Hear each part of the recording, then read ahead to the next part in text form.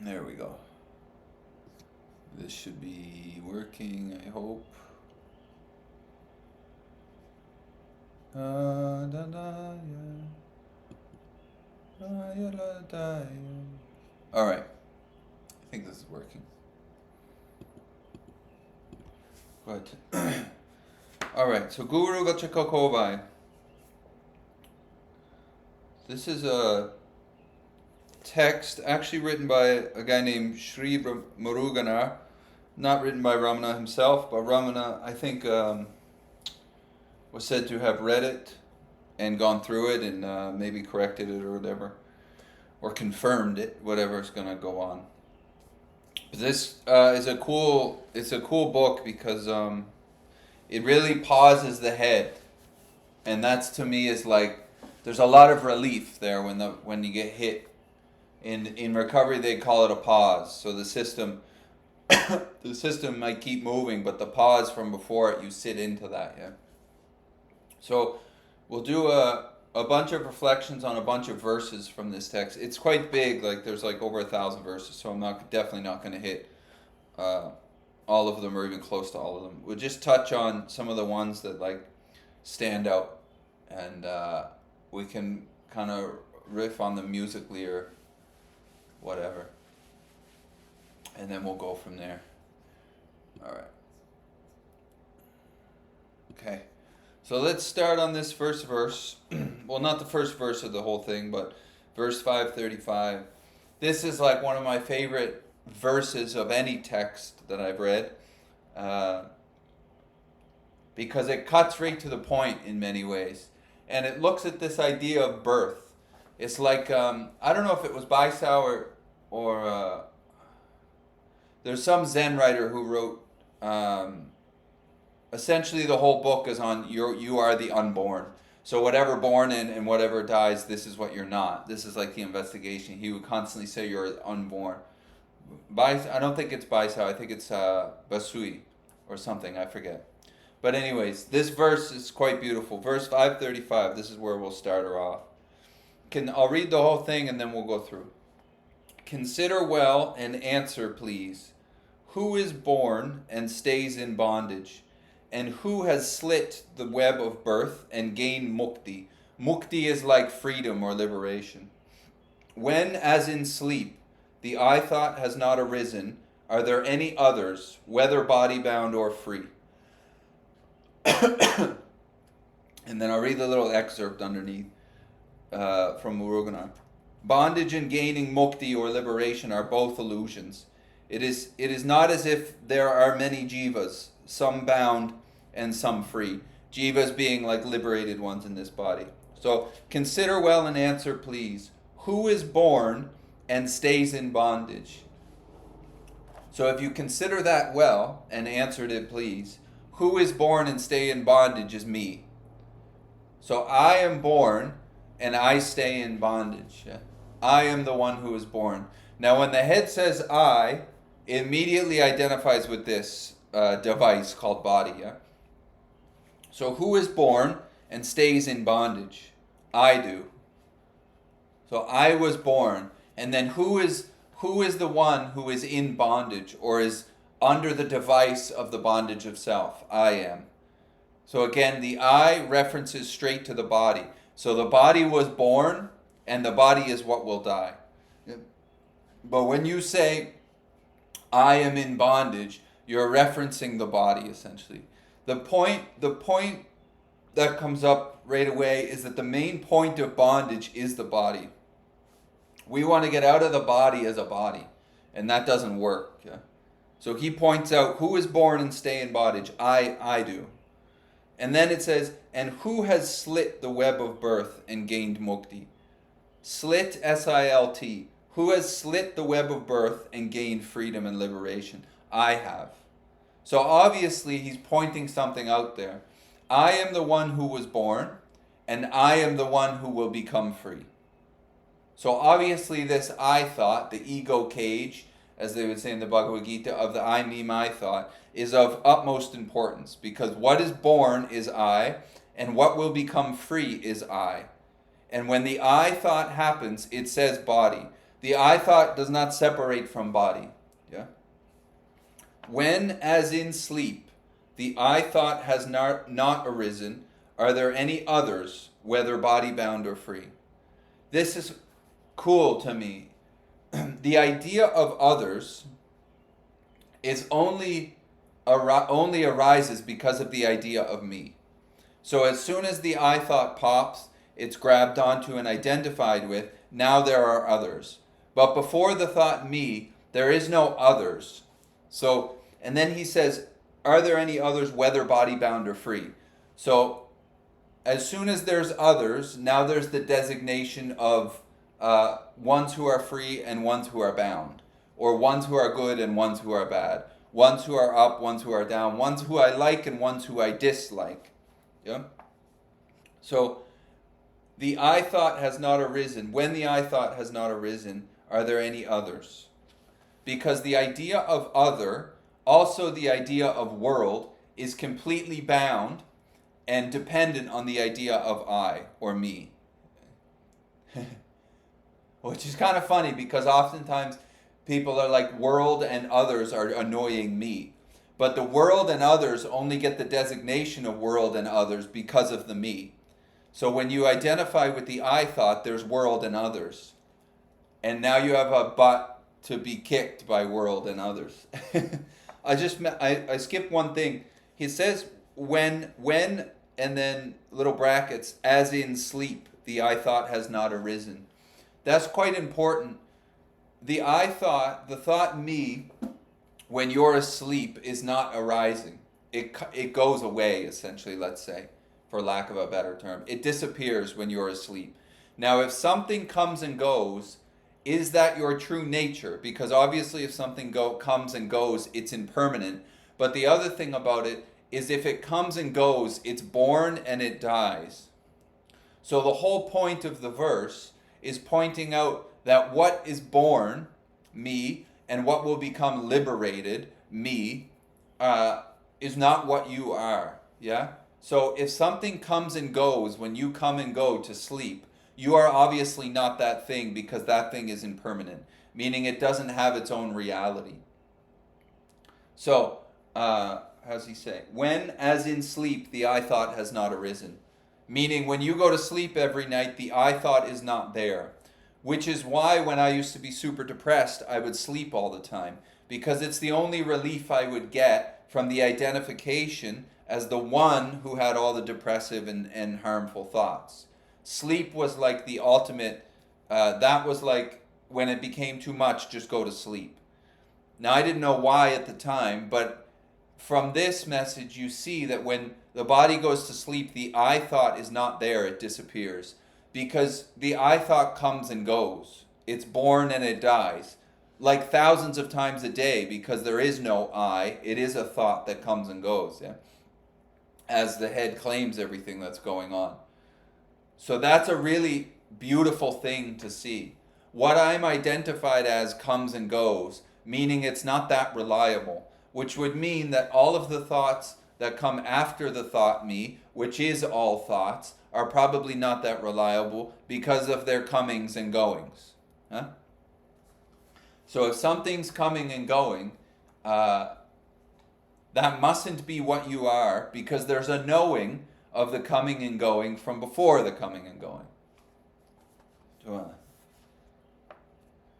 And then the I thought has not arisen when you're in sleep. Are there others, whether body bound or free? So when you're asleep, are there others? Obviously not. There's not much going on when you're asleep, mentally.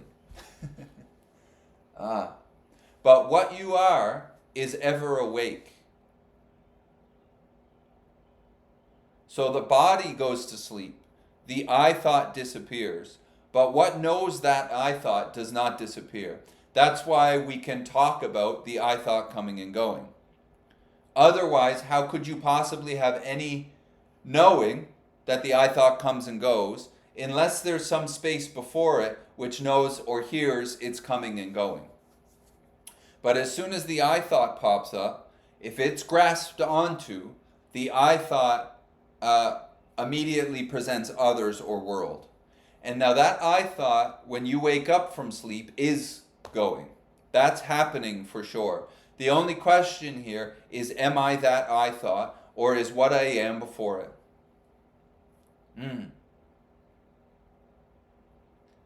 Because if we rely our whole life on something that's coming and going, it's going to be a very unstable life.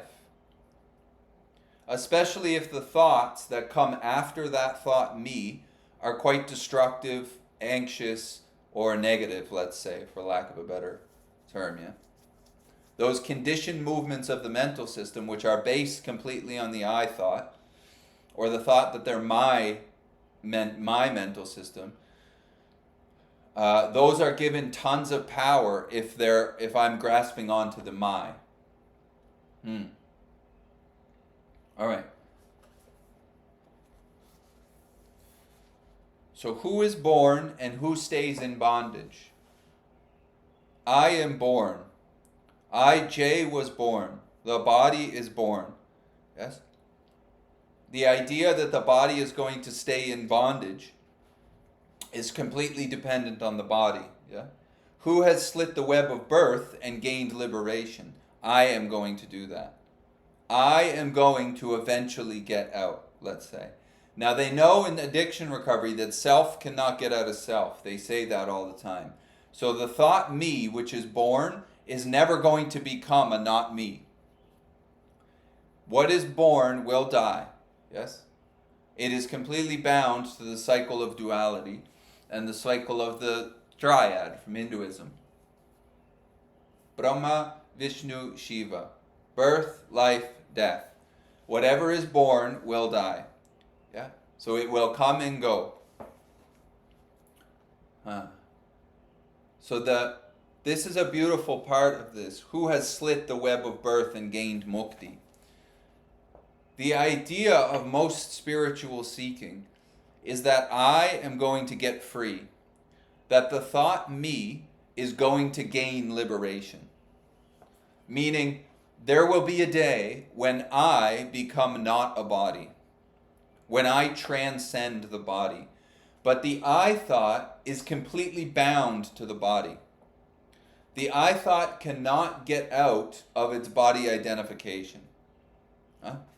So who is going to gain liberation? Who is going to get free? The answer can only be I am. Well, that I is not going to get free of that body identification. You are before it. This is the point of the whole book. You are before the I thought, meaning what is born and what is dies, that's not where you start. That is the character, let's say, of J moving through this life, which is happening, by the way. There is an I thought, there is a sense of self, and it is identified with this body, that's for sure. If that situation is a mess, then do something to help calm it down. But this topic is about, am I that? If what is born is what is in bondage, yes? Now there's an idea through spiritual seeking that I, J, am going to get out of bondage. But the first noble truth of Buddhism is the suffering, essentially. This life, yes, is a life which contains suffering.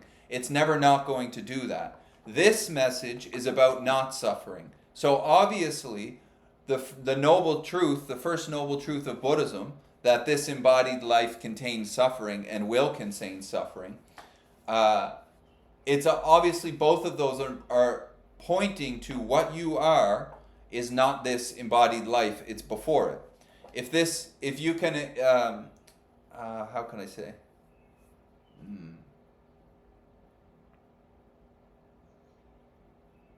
Obviously, not suffering would be before the system that's under the device of duality, which is going to suffer. So who is born? I am born. Who is in bondage? I am in bondage. Who is going to get free and gain mukti? I am. See, it's all of the whole cycle of spiritual seeking is completely dependent on that I thought. It's completely dependent on that I thought. When that I thought says me, it's identifying as body. And it's presenting as a permanent thing that doesn't come and go. The I thought presents as what is aware of all the coming and going. But the I thought is what comes and goes, you see? That's why the next part, when as in sleep, the I thought has not arisen. Because when you're asleep, the I thought goes, and when you wake up, the I thought comes back up. And then the whole life is dependent on that I thought. Yeah? But is this life what you are? This is the inquiry of the whole thing. And when the I thought has not arisen, are there others? Now the idea of getting free or being in bondage would lose all of its weight if you are not the one who was born and you are not the one who is going to die. The whole thing would lose its weight. Yeah? This app would not exist because there would be no seeking. Because the brain would go, I'm in bondage, and you would know you're not that. And the brain would go, I need to get free, and you would know that it's never going to get free of itself. Yeah? That's why they say freedom is from the sense of individuality. It's not for the individual. Now the individual, J, gets a lot of relief when it stopped being listened to, really. Which is a bit of a paradoxical thing, but here we are. So the I thought has not arisen. Are there others, whether body bound or free? So you would not really care whether your head was completely in bondage or completely free if you know you're not the I thought. So if you know that those thoughts, which all depend on the thought me, if you know you don't start at the me thought, you start before it, then the idea of freedom and bondage would lose all of its weight. So would the idea that others are free or bound. It's beautiful. The whole book is beautiful, but these verses really, to me, stop the whole thing. So who is born? I am. Who is going to get free from bondage? I am. Who is in bondage? I am. That I am is not the I am of your nature. This is pointing out that whatever is born and whatever dies, you are not that, yeah? And if you're not that I or me thought, then the idea of others is kaput. That's why I think in the talks with Ramana, somebody said, what about helping others? And he said, what others? Because the idea of others is completely dependent on the idea of me. Now the idea of me is happening and the idea of others is happening. But the point is, that's not the reality. Reality is before that. What is everlasting is the space in which that duality happens. So obviously Ramana Maharshi is not talking from the idea of the me thought or the I thought. That is not where he's sitting, let's say. Yeah. That duality is seen through, kaput. So there are others as far as a mental idea. But from before the mental idea, from what you are, there are no others. So the weight of bondage would lose its weight. The idea of liberation or becoming liberated would lose its weight. And the idea of others would lose its weight. Pretty good deal. Since the biggest weight we carry around, I feel, is the idea that I'm a mess and I'm in bondage. So the idea that I'm in bondage is what gives life to the idea of I'm going to become liberated. If you're not the me who's in bondage, all of the weight of becoming liberated it has no value in many ways. Because you see from before the idea of bondage that there's nothing to become liberated. You are liberation itself right now. Before the mental system says you're bound, yeah? Or you're this, or you're that, yeah? So self-inquiry, which is of course Ramana's focus, it never leaves that thought me or I. It says stay on that thought me or I. Because who's born? I. Who's in bondage? I. Who's going to become liberated? I. The whole thing revolves around the I thought. If you're not that I thought, then the whole system of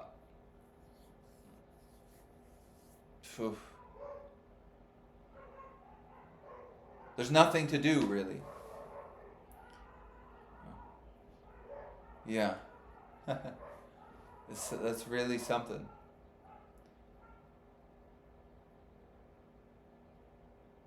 And then you're just open listening from before it. But you don't really, the idea of these ideas, like conceptually, are valuable only to trigger something, yeah? But it's really sitting in that openness, because the I thought presents as a real thing inside of the body. When the head says I, it says body, and it looks at a mass, it looks at, it presents as a permanent separate thing, the I thought. So the investigation of Ramana is to essentially pull out the idea that it's a permanent thing through investigation. That the I thought is something that comes and goes. That's not what you are. You are what hears that from before it. And then the mental system will say, I am going to become the liberated freedom. But what you are is already that from before it. The mental system cannot become that. The mental system will never get out of being a mental system. The body will never get out of being a body. Okay? Those two things are entangled. They are in this life. If they're identified with, this life can get super messy. Yeah. Beautiful. I'll just read it one more time.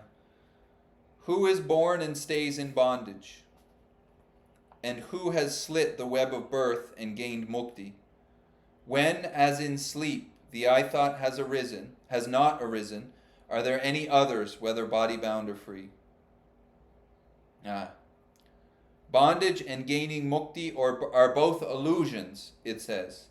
They are both illusions. Why are they illusions? Because they're based on the idea of me, which presents as a permanent thing, but is not a permanent thing.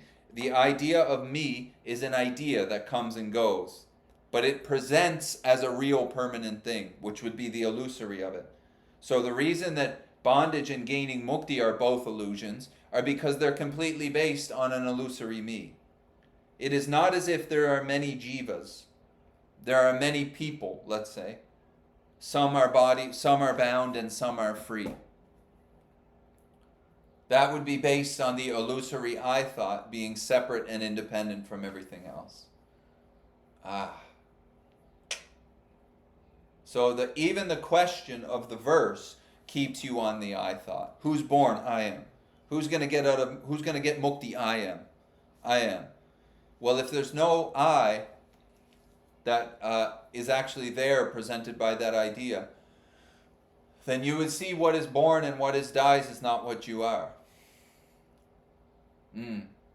And when your head goes off saying, I'm terrible, or I'm in trouble, or I need to really get liberated, you would see that what you are before that is liberated. What's hearing the idea of I'm going to get liberated is liberation itself, which is your nature already. Kaput. Shanti. Okay. That's good for today. Are there any questions?